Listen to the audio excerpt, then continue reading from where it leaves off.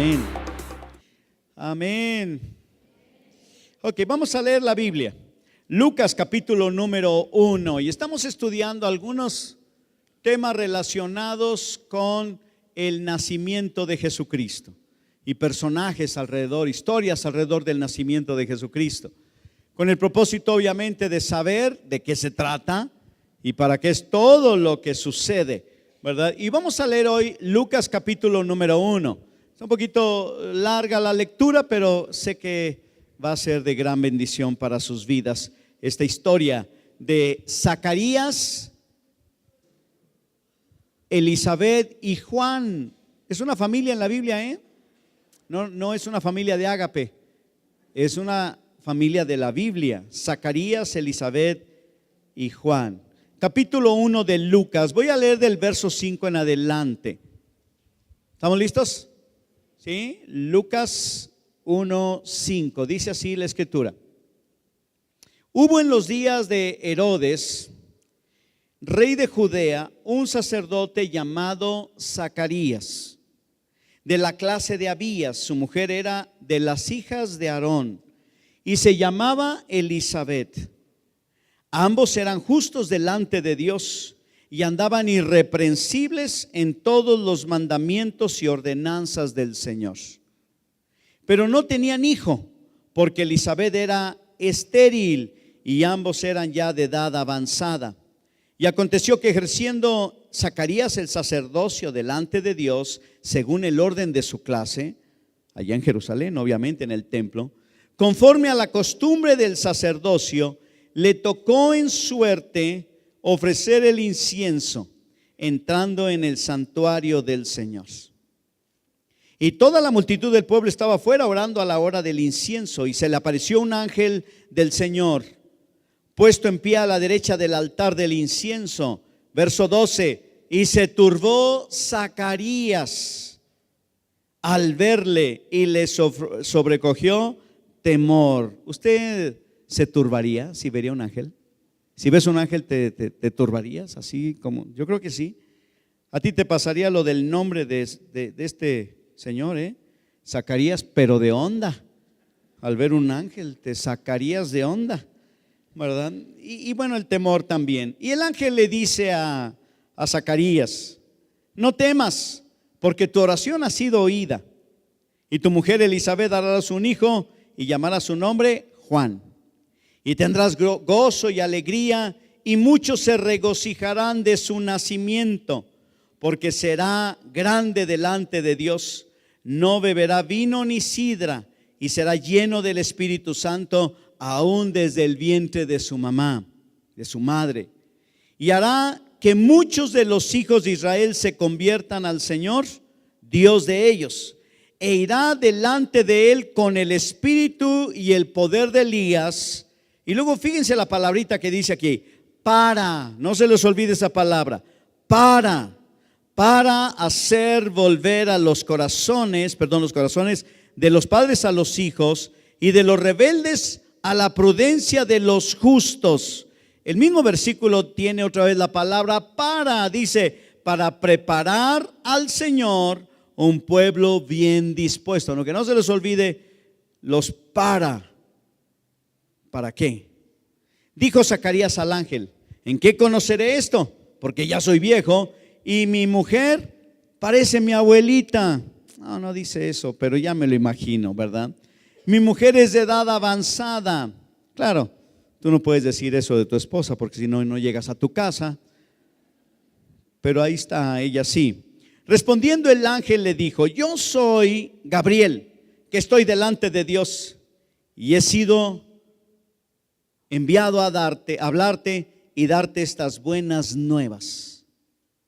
Y ahora quedarás mudo y no podrás hablar hasta el día en que esto suceda, por cuanto no creíste mis palabras, las cuales se cumplirán a su tiempo. Eso de quedarse mudo, Y el pueblo estaba esperando a Zacarías y se extrañaba de que él se demorase en el santuario, pero cuando salió no les podía hablar.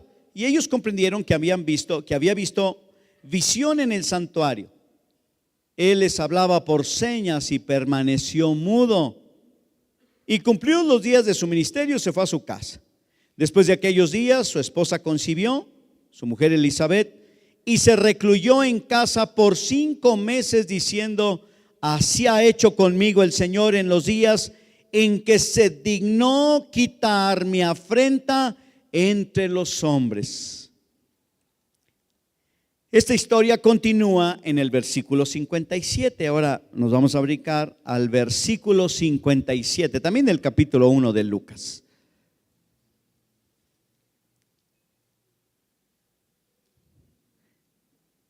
Cuando Elizabeth se le cumplió el tiempo de su alumbramiento, dio a luz un hijo.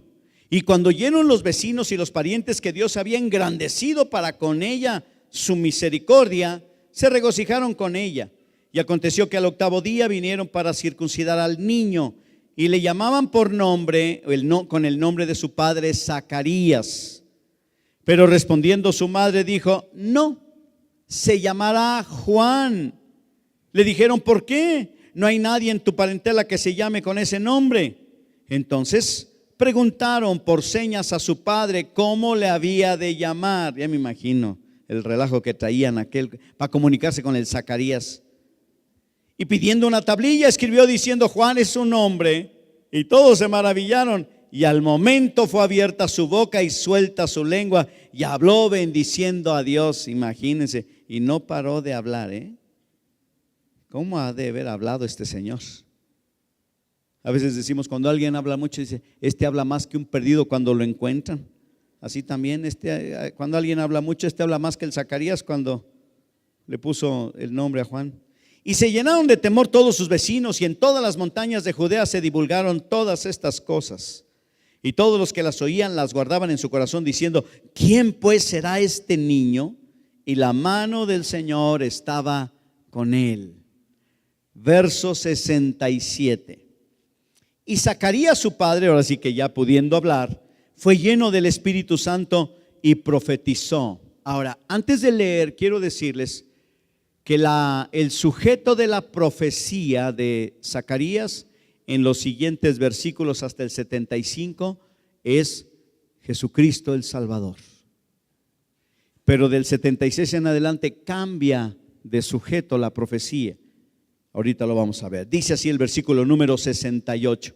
Bendito el Señor Dios de Israel, que ha visitado y redimido a su pueblo y nos levantó un poderoso Salvador. Este es Jesucristo, obviamente, en la casa de David su siervo, como habló por boca de sus santos profetas que fueron desde el principio, salvación de nuestros enemigos y de la mano de todos los que nos aborrecieron, para hacer misericordia con nuestros padres y acordarse de su santo pacto, del juramento que hizo Abraham nuestro padre, que nos había de conceder, que librados de nuestros enemigos, sin temor les sirviéramos en santidad, sin temor les serviríamos en santidad y en justicia delante de él todos nuestros días. Aquí habla de la profecía de la venida del Mesías y lo que iba a suceder. Pero el versículo 76 cambia y dice: y tú, niño, profeta del Altísimo serás llamado. Este es Juan, su propio hijo, porque irás delante de la presencia del Señor para preparar sus caminos y para dar conocimiento de salvación a su pueblo, para perdón de los pecados. Ya notaron que en este versículo 7 aparece 2 veces la palabra para dar conocimiento de salvación a su pueblo, para perdón de sus pecados. Y luego dice: por la entrañable misericordia de nuestro Dios, con que nos visitó desde lo alto la aurora, para dar luz a los que habitan en tinieblas. Otra vez la palabra para. Y en sombra de muerte dice: para encaminar nuestros pies por caminos de paz.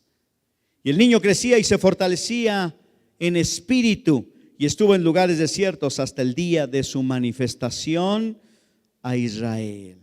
Hasta aquí, ¿no? Pues hasta aquí ya me cansé también, ¿verdad? De tanto leer la Biblia. ¿Se cansa usted de leer la Biblia? ¿No? Ok, para mañana de tarea leer todos los salmos de pie, por favor. Dice que no se cansa, ¿verdad? De leer la Biblia. A ver, bueno, ok, muy bien.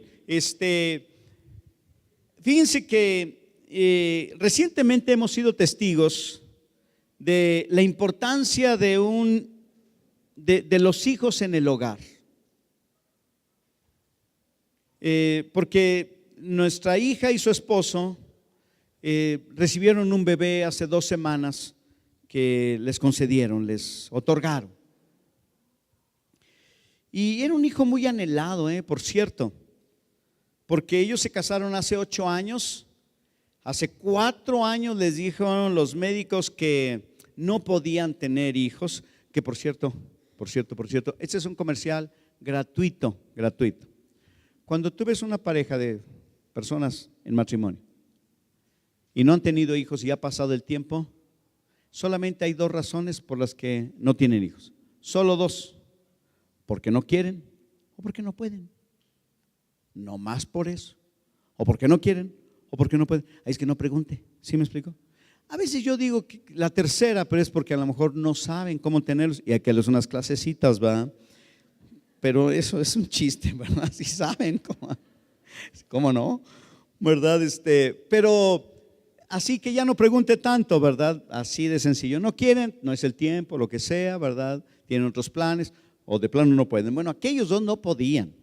Cuando llegaron a la casa y traían el diagnóstico, ¿verdad? Yo me acuerdo perfectamente de ese momento y ese día, porque fue un día muy gris, muy oscuro. Hubo muchas lágrimas, mucho lamento.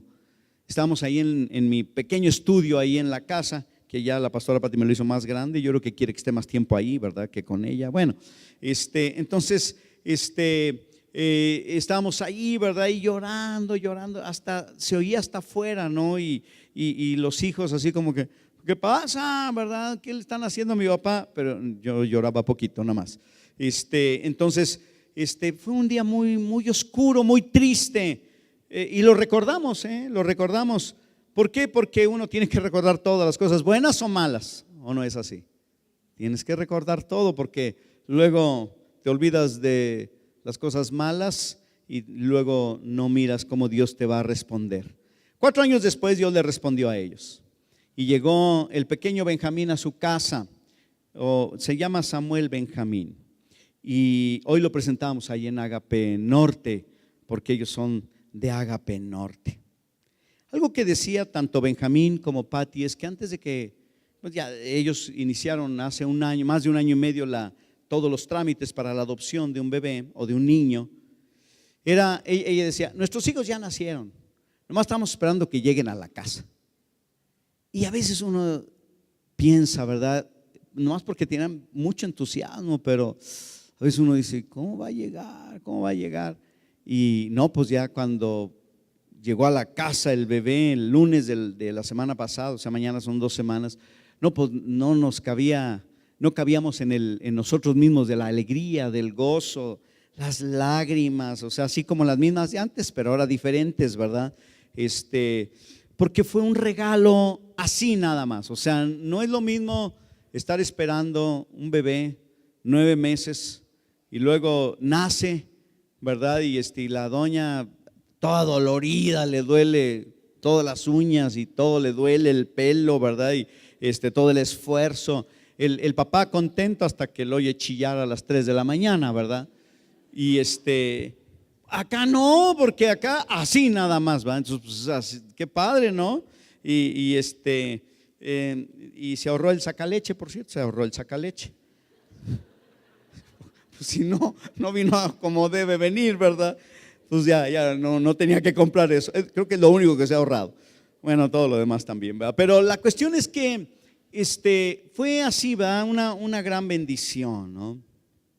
Y yo me imagino esta familia de Zacarías y de Elizabeth, algo más o menos similar. Ellos no tenían hijo. El tiempo se iba yendo, ¿verdad?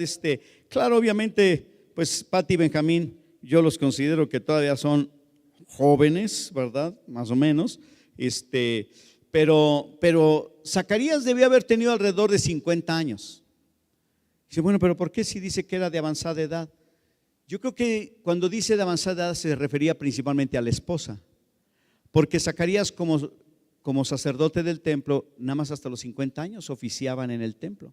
Y él estaba oficiando aquí. Entonces probablemente la que era viejita, pasita, arrugada, era Elizabeth. Hasta él lo dice, mi mujer es de edad avanzada, ¿verdad? Probablemente tendría 60 años, vamos a hablar en 60, porque puede ser que de 50 años todavía alguien puede quedar embarazada. Y va a decir alguno, ay no, imagínense pastor, yo embarazada de 50 años. Déjame decirte, a Dios le encantan las bromas, Y a Sara de 90 andaba embarazada. Y esta, pues ponle tú 60. Yo imagino, todo el mundo la veía y hasta la Biblia dice, se van a reír de mí. Y nosotros nos seguimos riendo de Sara todavía, una viejita de 90 años con la panza así como por acá, ¿verdad? Imagínate, ¿verdad? Yo creo que ya la traían en silla de ruedas a la pobre. Digo, para cargarla a ella, ¿verdad? Por lo del bebé. A final de cuentas, al parecer, ¿verdad? Ellos habían estado esperando durante años y años y esperaron hasta que se olvidaron. Y llegó un hijo de manera natural.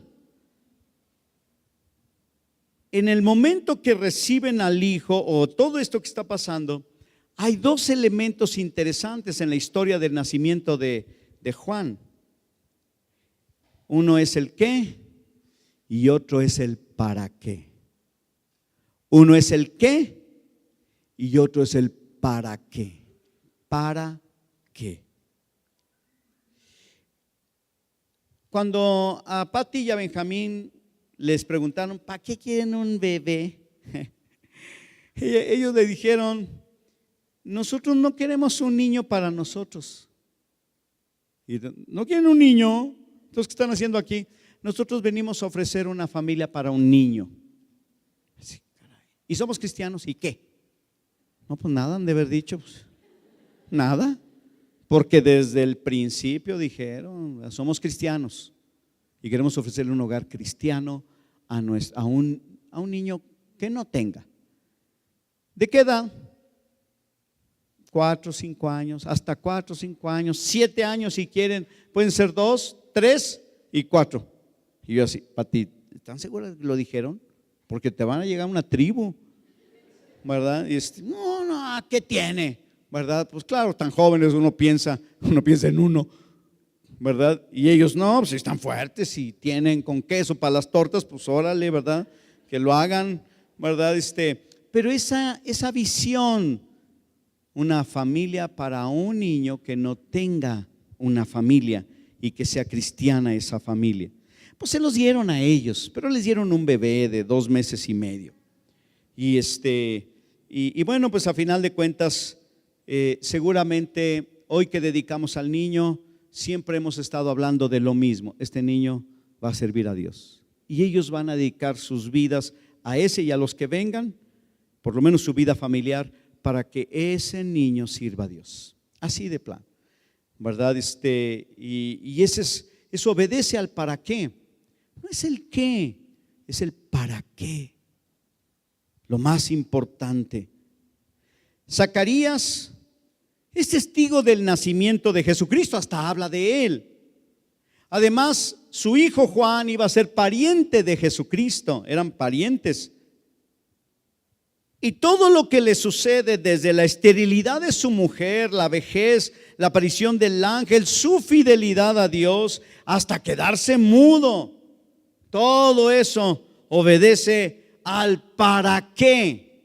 No es el qué, sino el para qué. Incluso cuando Elizabeth dice, ¿verdad? Que Dios la había visitado, ¿verdad? Y le había quitado la afrenta de su esterilidad y todo eso. Eso lo dices tú, Elizabeth. ¿A poco Dios te va a dar un hijo para que ya no te digan que eres estéril? No, hay un propósito superior. Superior. Ella lo dice, ¿verdad? Se dignó quitar mi afrenta entre los hombres. Bueno, de pasadita, ¿verdad? Pero de todos modos, Nunca dice la Biblia que Dios le da un hijo a una persona, como en el caso de Elizabeth, para que se le quite la vergüenza de no tener hijos. Y yo creo que eso es lo que yo he visto, incluso lo he visto no solamente en ellos, en muchos otros. Porque ahora nuestra familia y familiares, ¿verdad? Y amigos, estamos rodeados de personas que han adoptado y están adoptando, como en el caso de mi hermana Blanca allá en Turquía, que adoptaron ella y su esposo a un nigeriano. Hay un pastor aquí en San Luis que es nigeriano, negro como la noche. Sobre todo en los ranchos donde todavía no ha llegado la Comisión Federal de Electricidad. Y un día vino aquí, estuvimos platicando y le dije: yo tengo un sobrino de Nigeria. Ah, qué bien, qué bien. Y se parece a ti. Oh. ¿Cómo? Y le saqué una foto, mira, este es mi sobrino nigeriano. ¿Y lo ve? Pues sí, lo ve igual que él, ¿verdad? Negro como la noche. Y entonces ya dije, y dice: pero ¿cómo es tu sobrino? Dice: muy fácil, mi hermana y su esposo lo adoptaron allá en Turquía. Entonces ya tenemos, los mexicanos, ya tenemos a alguien que por lo menos nos pueda dar una medalla de oro en atletismo. ¿No? ¿Había pensado en eso?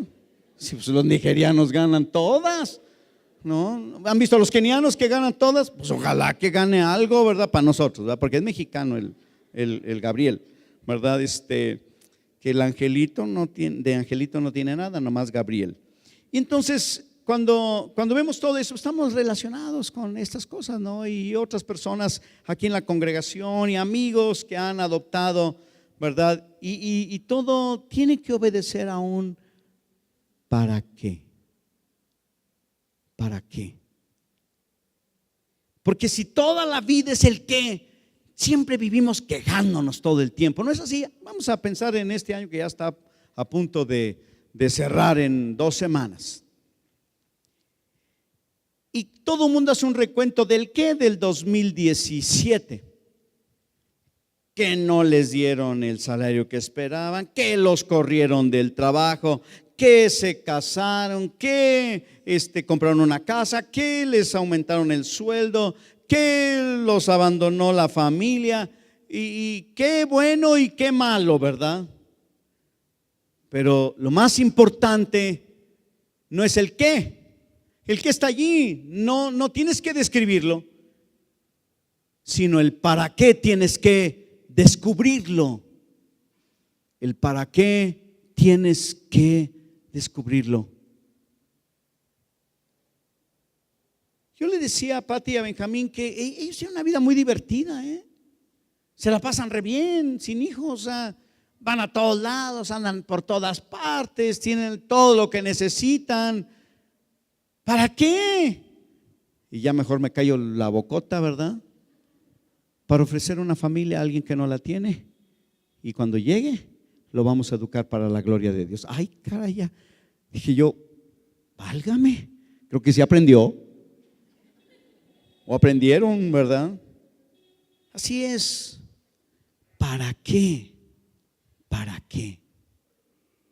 ¿Has meditado en algún momento que todo lo que vives, incluso tu relación con Dios, tiene un propósito? ¿Sabes que Dios tiene un plan para tu vida y no te pidió autorización para hacerlo? Hay gente que dispone de nuestra vida y no nos gusta, ¿se ha fijado? ¿Verdad? Que llegas a la casa, como yo el otro día llegué a la casa, ¿verdad? Abrí la puerta de la casa y se habían juntado para jugar fútbol, un grupo de muchachos de la congre, ¿verdad? Y luego de ahí se fueron a la casa, ¿verdad? Del Parque Tangamanga, nuestra casa, y estaban ahí con nuestros hijos, ¿verdad? Y yo abro la puerta y lo primero que me dio así, pum, es un olor así medio sudor, ¿verdad? Sudor juvenil. Yo creo que todavía no descubren que ya inventaron el desodorante. Y entonces ahí están todos, ¿verdad? Y no le preguntamos a Beto o a Arturo por qué está disponiendo de la casa, pero hay gente que sí no le gusta que dispongan de las cosas que son suyas. A veces sí es bueno decirle a la gente, no regales lo que no es tuyo, nomás regala lo tuyo, ¿verdad? Entonces, pero cuando alguien dispone algo sin nuestra autorización, nos molestamos. Dicen, bueno, pero ¿por qué? ¿Por qué vamos a ir a la fiesta? ¿Por qué te echaste ese compromiso? ¿Que tú vas a llevar la barbacoa? Pues, ¿qué te pasa? ¿Verdad? Y además, ¿quieres que yo vaya? Y que prepares la barbacoa, vieja. Pero ¿por qué dispones de mi vida? Y te enojas cuando dispones de tu vida, de tu tiempo, de tu dinero y de todo lo que tienes. Bueno, déjame decirte que Dios, aunque te enojes, ya dispuso de tu vida, del resto de tu vida ya lo dispuso. Tu tarea es descubrir para qué estás aquí. Esa es tu tarea. Cuando uno piensa en el 2018, todo el mundo desea, ¿verdad? No, y que te vaya bien y los grandes deseos y este y lo otro. ¿Saben que muchas personas desean cosas, ¿cómo quise decirlo? O sea, deseo que te vaya bien, pero nada más eso. Tú no sabes en qué le va a ir bien ni sabes sus proyectos, pero tú deseas. Yo creo que cuando tú platiques con una persona y le digas que le deseas lo mejor para el próximo año, pregúntale antes de desearle lo mejor, ¿qué quiere hacer? Pregúntale, ¿cómo miras el 2018? ¿Cuáles son tus planes para el 2018? Para desearte lo mejor. A lo mejor el cuate, si quiere ir de mojado y abandonar a su familia o qué sé yo, ¿verdad? Y tú le andas deseando lo mejor y él piensa que eso es lo mejor. Mejor pregúntale. A veces deseamos lo mejor a las personas sin saber qué es lo mejor para ellos, ni nosotros ni ellos. Pregúntale. 2018 ya se asoma y hay algo allí, solamente hay que descubrirlo. Cuando llegue el día primero, que Dios te permita ver el nuevo día en el nuevo año, pregúntate, Dios, ¿y para qué? ¿Para qué 2018? A veces hay personas que dicen, no tengamos hijos, ¿para qué traerlos a este mundo tan triste y tan malo? A ver. Para empezar, los hijos son una idea de Dios, además son una gran noticia. ¿O no es así? Sí, es una bendición. Es que no hay que traer niños a este mundo nomás para que sufran. A ver, tú que estás en este mundo, seguramente has de estar sufriendo. No sigas aquí. Ya vete. Tú ya viste que está re feo el mundo, pues ya le estás negando la vida a otro. Entonces tú también ya te puedes ir, es más, te podemos dar una ayudadita. Es más, yo sé que por aquí hay unos pandilleros que por un cartón de cerveza te despachan. Eso es lo que vale tu vida. ¿O no es así? Hay gente que dice, la vida no vale nada. No es cierto, vale un cartón de cervezas. Bueno, sí, lo que vale tu vida. Yo cuando me dijeron eso me quedé así, ay, qué poquito vale mi vida, man. No sé ni cuánto cuesta una cerveza, menos un cartón, pero prefiero la coca. Chihuahua. O lo que sea, menos eso. Los niños son una buena noticia. Todo obedece a un para qué. Que viene en el 2018. Hay que descubrirlo, hay que preguntarle a Dios. Algunas de las cosas que vives hoy, Dios ya las tenía planeadas desde antes de que tú nacieras. Los planes llegaron, o el cumplimiento de los planes de Dios llegan a su tiempo. Incluso tu preparación, tus estudios, tu prosperidad, todo obedece a un para qué. ¿Para qué? Si tú tienes un buen carro, una buena casa, ¿para qué? Si tú eres un joven y tienes las fuerzas, porque eso es lo que hay en los jóvenes, dice la Escritura, que de los jóvenes es la fortaleza, la fuerza física. De los viejos dice que es la sabiduría. Si tú eres un joven y tienes fuerzas, ¿para qué las tienes? Para que se las dediques a Dios. Lo hemos dicho otras veces cuando Pati y yo iniciamos nuestra vida ministerial, ¿verdad? Lo único que teníamos hace 35 años también, por cierto, 34 años, lo único que teníamos era nuestra juventud, era todo lo que teníamos, y la juventud con las fuerzas que tiene la juventud. Lo demás no sabíamos nada, no sabíamos hacer nada, no sabíamos hacer nada. Todavía le batallamos para hacer algunas cosas, pero teníamos lo que más desperdicia la juventud, la fuerza de su juventud, y decidimos ponerla en las manos de Dios. Es todo lo que tenemos. No cantamos, no tocamos nada, somos muy malos para predicar, seguimos siendo malos para predicar, más la pastora Patti. Somos bien malos para evangelizar. Yo le batallo para abordar una plática evangelística con una persona. ¿Cómo le batallo? Y Patti nomás, ¿a qué viniste? Pues ya, dile que Dios le ama, y a ver, y de repente ya ella mejor le está predicando. Pero la cuestión es esta: ¿tienes juventud? ¿Para qué? ¿Para qué le eches a perder? Porque en la juventud se echa a perder la vida, sino para que tú honres a Dios. Todo obedece a un propósito. Tu influencia y tu experiencia, ¿para qué? Y tu prosperidad, ¿para qué? ¿Para qué? ¿Para qué tenemos el dinero? ¿Para qué tenemos la influencia? ¿Para qué tenemos capacidades? Todo debe obedecer a un propósito que Dios ya lo tiene prefijado. Nada más, como ya lo mencioné, hay que descubrirlo. Incluso las enfermedades o la esterilidad, como en el caso de los que le platico, o de Zacarías y de Elizabeth, todo tiene un propósito. Todo tiene un propósito. Tus debilidades, tu pobreza, tu falta de reconocimiento, Dios puede usar cualquier cosa para traer bendición a otros y gloria a su nombre. Todo lo que sucede obedece al para qué de Dios. Solamente tenemos que descubrirlo. A veces cuando nos va mal, nos enojamos con Dios, porque vivimos en el qué, toda la vida en el qué. Y hasta exigimos de Dios. Es más, hay personas, hay cristianos que piensan, ¿verdad?, que se merecen una vida buena solo porque aceptaron a Cristo, como si le hubieran hecho un favor a Dios. A lo mejor encontraron al niño Dios desnudo y friolento y se lo traen a su vida, a su casa, a su corazón. Pobrecito el niño Dios, y se lo traen a su vida. Le vamos a hacer un favor a Dios. No, eso no es así.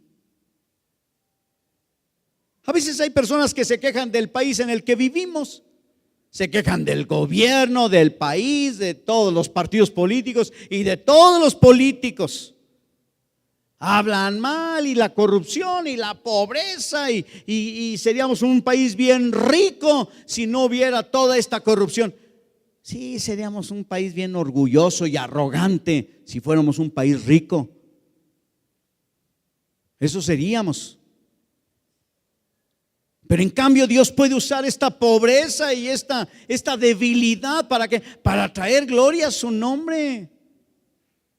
Esta semana estaba viendo unas fotografías que mandaron de un ministerio ahí a mi correo electrónico, ¿verdad? De un ministerio. Y las fotos, me encantó ver las fotos. Les voy a decir por qué. Primero, eran, ¿verdad?, personas sirios de los campos de refugiados que están allá por Europa oriental, ¿verdad? Bautizándose y entregándole su vida a Cristo. Yo dije, wow, qué tremendo. ¿Por qué? Porque el año pasado yo estuve en un campo de refugiados allá en Grecia. Vi la pobreza, la cosa más horrenda, ¿verdad? Los pobres ahí hacinados, viviendo en casas de campaña, un frillazo, ¿verdad? Y bueno, y pudimos ahí ayudarles, pero si comparado a lo que necesitaban todos los días era casi nada. Pero algo era según nuestras fuerzas. Les dimos toda la ropa que teníamos, los zapatos, todo, hasta los calzones sucios, también se los dimos.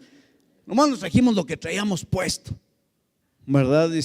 Porque, y fuimos a la tienda y llenamos así los carritos, ¿verdad? De cosas, ¿verdad? Y todo eso. Y yo les decía a los que iban, oigan, yo voy a pagar, pero me van a ayudar, ¿no? Y métele la tarjeta, pastor, métele la tarjeta, no hombre, para meter las cosas en la camioneta que traíamos. Y fue un tiempo de gran gozo y alegría llevarles pues pañales, pastas de dientes, jabón y cosas que les llevamos, y unos guaraches también que necesitaban ellos, y todas esas cosas, ¿verdad? Que ellos necesitaban. Y ahí quedó, nomás quedó la alegría.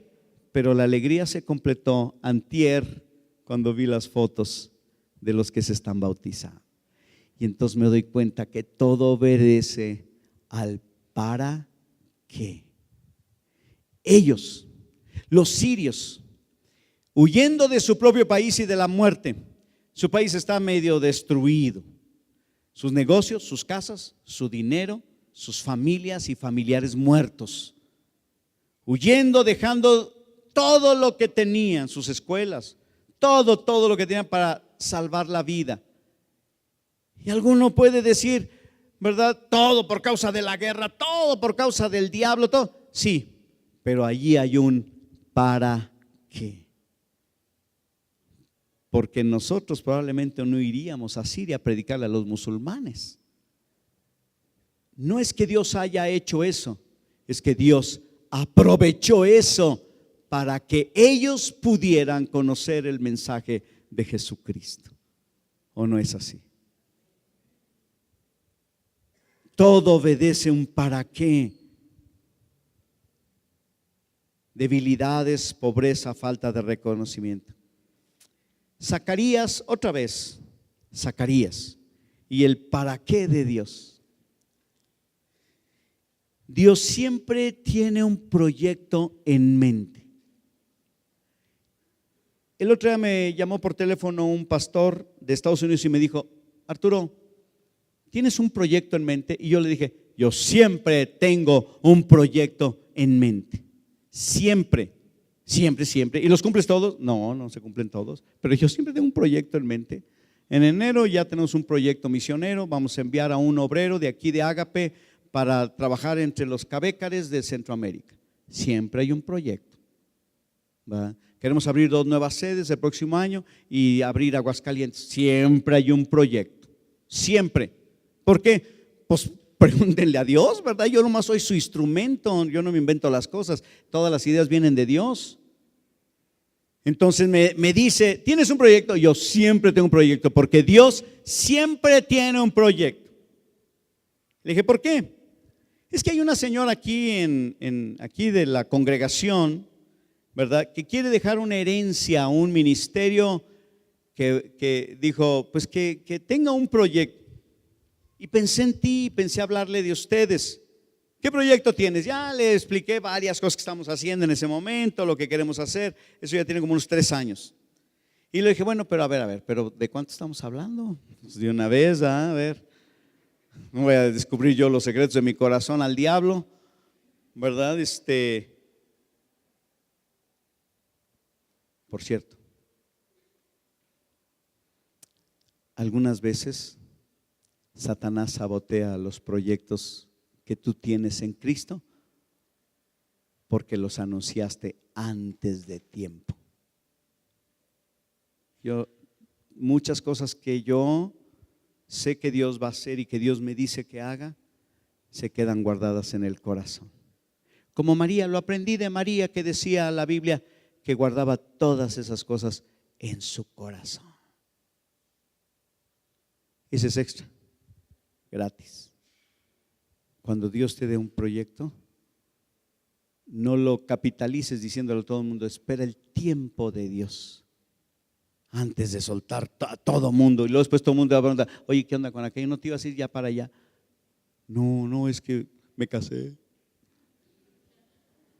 No. Cuando dijo este hermano, ya yo le platicé algunas cosas, bueno, ¿de cuánto estamos? Le dijo, $400,000. Y dije, Padre Celestial, ¿cuántos pesos serán esos? Todos, yo creo, todos los pesos, por lo menos los que yo he visto en algún momento, ¿verdad? Pero no todos juntos, ojalá. Y dije, ay, pero no, mejor ay, quédense con su dinero, no se a perder aquí con ese dinero. En su iglesia, de este amigo, un hombre heredó a la iglesia $2 millones, a la iglesia. Y el pastor me dijo, eso fue una maldición para nosotros, una maldición. ¿Pero por qué? Dice, porque no hicimos nada y el dinero se fue en nada. Y él les decía a los líderes de la iglesia, regalemos todo el dinero, quitémonos ese lastre. Se pelearon por el dinero, hubo envidias, hubo codicia. Sí, fue una maldición el dinero. El dinero en sí no, sino el corazón de la gente. Al final de cuentas, Dios siempre tiene un proyecto en mente. Dios tiene un trabajo para ti. No es y un proyecto para tu vida. No veas a Dios como la nana que cuida a tus niños, ni el poli que cuida tu casa cuando tú no estás. Mira a Dios y pregúntale, ¿para qué vivo lo que vivo, tengo lo que tengo, soy lo que soy y hago lo que hago? ¿Para qué? Dios tiene un propósito para todos. Porque este es el proyecto de Dios. En resumen, dice así el proyecto de Dios. En resumen, porque de tal manera amó Dios al mundo. Ese es el qué. ¿Por qué de tal manera amó Dios al mundo? Que ha dado a su Hijo unigénito. Ahí está el qué otra vez. Pero dice, ¿para qué? Para que todo aquel que cree en Él no se pierda, mas tenga vida eterna. Ahí está el para qué de todo. Dios tiene un proyecto en mente siempre. Para echarlo a andar, va a buscar una persona. Cuando llegó el diluvio, encontró a Noé. Cuando quiso salvar al pueblo de la esclavitud egipcia, encontró a Moisés. Cuando libró al pueblo del exilio, encontró una mujer llamada Esther. Cuando reconstruyó la ciudad de Jerusalén, se consiguió a Nehemías, el copero del rey. Y cuando buscó a alguien para preparar la venida, la primera venida del Mesías, se encontró a Juan, el hijo de Zacarías y Elizabeth, y lo preparó. Porque este hombre, Juan, se convierte en un profeta para preparar el camino del Señor. Y cuando le decían a él, ¿eres tú el Mesías? Él dice, no, ahí viene atrás, ahí viene atrás, ahí viene atrás. Una hermana que conozco le vendió muebles antiguos a Juan Gabriel para unas casas de Juan Gabriel. Y cuando llega Juan Gabriel a la casa aquí en San Luis, allá por Polanco, por la colonia Polanco, cuando llega, entra el representante y le dice la hermana Margarita, señor Juan Gabriel, tanto que me gustan sus canciones, ¿verdad? Y el representante, yo no soy Juan Gabriel, ahí viene atrás. Y entonces ya entró Juan Gabriel. Y ya la hermana Margarita ya no hay ni qué decir, ¿verdad? Pues la cacharon de que ni siquiera se sabía ninguna de Juan Gabriel, pero le encantaban las de Juan Gabriel, le quería vender y le vendió todo lo que pudo. Mandaron en furgón de ferrocarril todos los muebles que ella le vendió antiguos, ella se dedicaba a eso.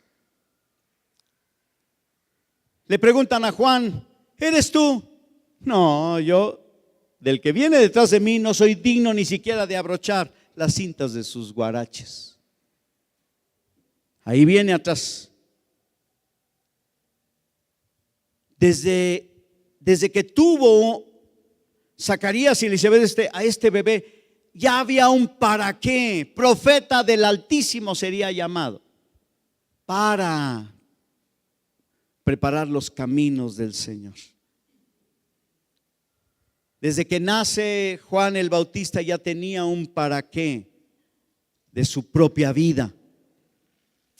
¿Y saben que nada más vivió alrededor de 32 o 33 años? Lo decapitaron.